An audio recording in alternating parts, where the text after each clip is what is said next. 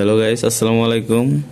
আপনারা যে ব্যক্তিটাকে স্ক্রিনে দেখতে পাচ্ছেন, তাকে দেখতে কিন্তু অনেকটা সহজ সরল মনে হলেও তার ভেতরে অনেক অনেক প্রতিভা লুকিয়ে আছে। তো আজকে আমি একটা প্রতিভা দেখে অবাক হয়ে গেছি, তাই আপনাদের সাথে শেয়ার না করে পারলাম না। মনে হলো যে আপনারা যদি তার প্রতিভাটা দেখেন তাহলে অনেকটাই আর কি আপনাদের মজা পাবেন, আর অনেকটা আসলে জানার বিষয়। মানে এমন একজন প্রতিভাবান ব্যক্তি বাংলাদেশের ভিতরে লুকিয়ে আছে, তাকে আসলে জাগ্রত করে দেওয়া দরকার। তো সেই দিকটা বিবেচনা করেই আসলে ভিডিওটা করা। যাই হোক, আসলে আমরা আসলে শুনি তার কাছ থেকে যে সে কিভাবে এই প্রতিভাটা রপ্ত করলো। আর অবশ্যই ভিডিওটি শেষ পর্যন্ত দেখবেন তার প্রতিভাটা দেখতে হলে।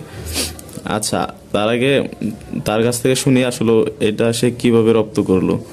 আচ্ছা ভাই, আপনি এই প্রতিভাটা কিভাবে মানে রপ্ত করলেন, কিভাবে নিজের মধ্যে আনলেন? মানে এই প্রতিভাটা আমি শিখেছি ওই আমরা কয়েক বন্ধু মিলে আমাদের নিকলি পার্ক শুনছেন না? হ্যাঁ, নিকলি পার্ক। ওই নিকলি পার্কে মানে আমরা অনেকেই অনুষ্ঠান করে থাকি, অনেকেই গান বাজনা করে থাকি। তবে আমাকে এক বন্ধু বললো যে আমি একটা গান গাবো, ঠিক আছে। কেসিও যন্ত্র সবই আনছে, কিন্তু ওই যে বাদ্যযন্ত্রটা যে মানে ঢোল যেটা সেটা আনা হয় নাই। তো আমি একটু মানে ছোট থেকেই মানে আমার এটার করার খুব ইচ্ছা ছিল। আমি ছোট থেকে সব করে থাকি।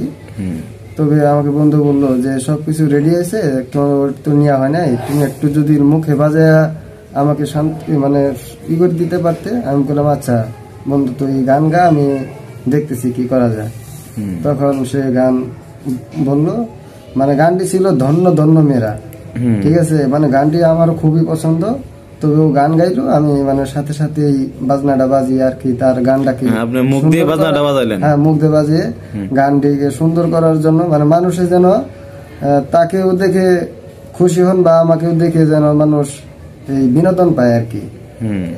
আমি এইভাবেই এই জিনিসগুলো শিখেছি। আচ্ছা, আমরা তো শুনলাম আপনি কিভাবে শিখেছেন। তো আমার যারা দর্শক আছে তারা তো অবশ্যই একটু শুনতে চাইবে, আপনি কি তাদের শোনাইবেন একটু? হ্যাঁ, শোনাবো না কেন, আমারও খুব ইচ্ছা মানে তারা শুনুক, আমি বিনোদন পাই, মানে তাদের ভালোবাসা, তারাও বিনোদন পাক। তারা বিনোদন পাক, মানে তাদের ভালোবাসা, মানে আমারও ভালো।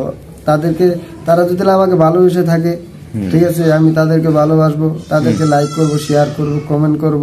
তারা যদি আমাকে ভালোবেসে যদি লুপড়ে নেওয়ার চেষ্টা করে, আমিও তাদেরকে নেওয়ার জন্য চেষ্টা করব। আচ্ছা, তাহলে দর্শকদের একটু শোনাই। হ্যাঁ, আচ্ছা, শোনাই দেন।